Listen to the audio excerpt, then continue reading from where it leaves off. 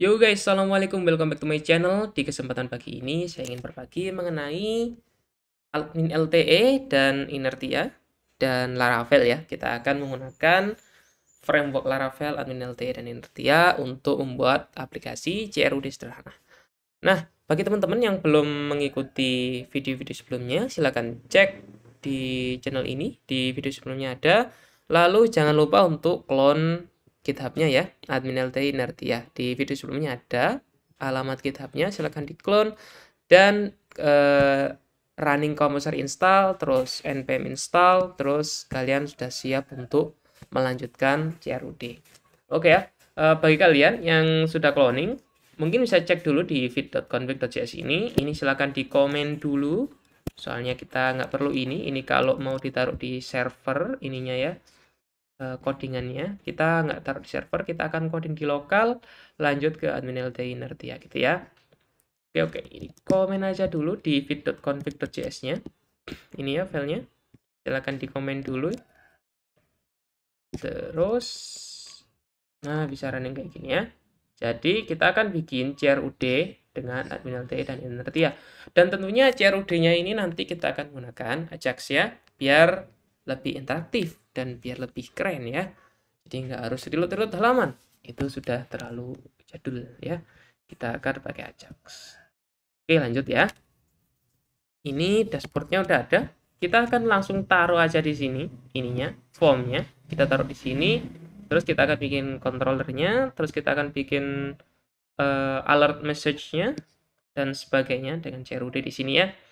Oke, lanjut ya. Kita ini hidden dulu. Kita buka di ini resource. Kalau mau nyari dashboard.view bisa kalian pakai Ctrl P atau Command P, terus cari dashboard.view gini ya. Nah, kalian akan diarahkan ke sini dan halamannya akan seperti ini gitu ya. Dark mode, light mode, dark mode, light mode. Oke, gitu ya. Terus kita akan hapus ini nggak perlu, kita akan coba bikin di sini. Nah, kita CRUD apa? Kita akan CRUD produk ya. Jadi CRUD produk nanti akan ada produk, nama, terus nanti ada upload file berupa image gitu ya. Yang sederhana-sederhana aja. Oke, lanjut ya. Di sini udah ada, kita akan hapus yang tidak perlu, row-nya ini. Silakan hapus saja dulu. Kayak gini. Kita cek, udah hapus, udah hilang ya. Soalnya kita pakai feed ya. Kalau pakai feed itu enak. Jadi kita nggak perlu harus nunggu kayak apa ya? Kayak WP kan harus nunggu ya. Harus nunggu compile selesai baru bisa running lagi. Nah, kalau pakai feed nggak perlu, kita edit langsung berubah. Tes kayak gini ya. Langsung berubah dia. Tes gitu ya. Nggak perlu refresh nggak perlu. Oke, udah ini udah dihapus. Sekarang coba saya zoom dulu di sini. Di sini ya. Di section konten ini, di dashboard. Nah, di sini kita akan bikin formnya dulu. Nah, kira-kira dalam produk nanti kita akan bikin apa aja sih? Produk itu ada nama produk ya. Terus akan ada SKU ya. Habis itu akan ada gambar. Terus ada deskripsi. Nah, gini aja dulu ya. Nama, SKU, gambar, deskripsi. Oh ya, harga. Nah, sederhana gini aja ya. Nah, gambar ini akan jadi file, nama ini nama biasa, nah, gambar ini file. Nah, gitulah pokoknya ya. Harga ini nanti desimal ya. Desimal. Nah, nanti kita akan setting juga model dan database-nya. Oke, kita bikin tampilannya dulu karena kita pakai admin LTE. Kita langsung pakai bootstrap ya, stylenya bootstrap div atau div.row. Terus kita tab, nanti akan muncul kayak gini. Div class row. Terus kita akan bikin satu kolom aja atau bisa dua kolom sebetulnya. Kita coba dua kolom ya. Bagi teman-teman yang belum ini familiar dengan Bootstrap. Jadi Bootstrap ini ada 12 kolom. Jadi satu row, ini kan row ya. Satu row. Row itu apa sih? Row itu gini. Jadi row itu kayak gini guys. Row itu jadi ini ya. Segini. Kotak ini. Satu kotak ini row itu terbagi menjadi 12 kolom. 1, 2, 3, 4 sampai 12. Dan itu tujuannya untuk responsivitas. Jadi kalau webnya itu di zoom atau di apa ya? di mode kayak gini, nanti akan jadi responsif gitu ya. Tujuan dari kolom dan row tadi itu kayak gitu. Jadi biar responsifnya bisa kita atur.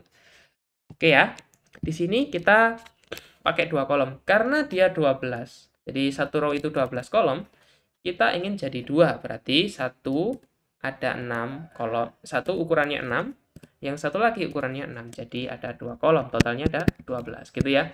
Jadi untuk membagi satu row menjadi 2 bisa pakai 6, 6. Atau bisa juga pakai kayak gini, 3, 4 atau 3, 3. Selama tidak melebihi 12, maka ini akan jadi satu line ya, satu row gitu ya. Kita kan coba langsung lihat aja. Div dot call md6. Bisa call md6, bisa call sm6. md itu medium. Jadi kalau size-nya medium, dia jadi separuh dari satu row itu. Kalau misalkan kita setting kayak gini lagi, call SM4, berarti dalam satu row ini, kalau ukuran screen-nya itu SM atau small, kalau ini medium, ini bawahnya lagi itu small, maka akan diarahkan jadi 4. Jadi kalau 6 itu misalkan 6 itu segini ya, misalkan satu row segini ya. Misalkan satu row segini. 6 itu separuhnya segini berarti. Kalau 4 berarti segini gitu ya. Ini 6, ini 4 gitulah. Jadi ini ukuran row. Oke, ini kita pakai 6 aja dulu karena nggak perlu yang SM. Nah, ini 6. Terus kita kasih label. Terus kita kasih nama, dia nama. Input text required. Terus kita kasih name, nama. Terus kita kasih kelasnya bootstrap ya untuk form input, form control ya. Nah, di sini kita pakai SKU. Ini copy, taruh sini, paste, terus name-nya SKU. Pirate juga. Ini juga SKU. Oke, kayak gini ya guys. Kita coba cek. Nah, kayak gini ada nama, ada SKU. Save. Nah, di sini nanti kita kasih harga apa aja tadi? Nama, SKU, deskripsi, harga, gambar. Oke, berarti kita kasih gambar sama harga di bawahnya. Karena ini udah 6, udah separuh-separuh, maka kalau kita taruh di bawahnya, ini akan jadi line lagi di bawahnya. Nah, line bawahnya lagi kayak gini ya, guys. Oke. Sebetulnya di admin LTE itu ada namanya box. Jadi, biar lebih rapi. Oke, saya tunjukkan ya, box ya. Jadi, di admin LTE itu ada box. Div.box. Div.box body. Kayak gini. Terus row ini, row-nya kita taruh di bawahnya sini. Sebetulnya box itu juga harus dibungkus sama row. Sebentar. Belum ke situ, saya kasih ini ya. Contoh kayak gini dulu. Ini.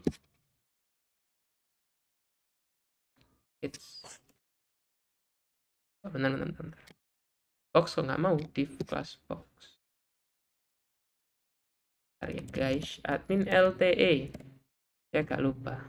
Sorry. Oke. Nah, box ini maksudnya. Box ini. Coba ya, saya inspect elemen. Ini ada boxnya. Oh, card. Sorry, bukan box ya, card. Oke, let's try again. Ini namanya card. Ini bukan box ya. Ini card. Terus ini card body. Nah, kayak gitu. Nah, ini card ya. Jadi kayak gini cardnya ya. Ada kayak ininya. Pembungkusnya gitu ya, biar lebih rapi. Kayak gitu ya, guys. Oke, cardnya udah. Terus kita lanjut bikin input buat gambarnya di sini. Kita kasih ininya gambar. Terus ini harga. Save. Gambarnya kita kasih type-nya file. Required nggak harus. Name-nya gambar.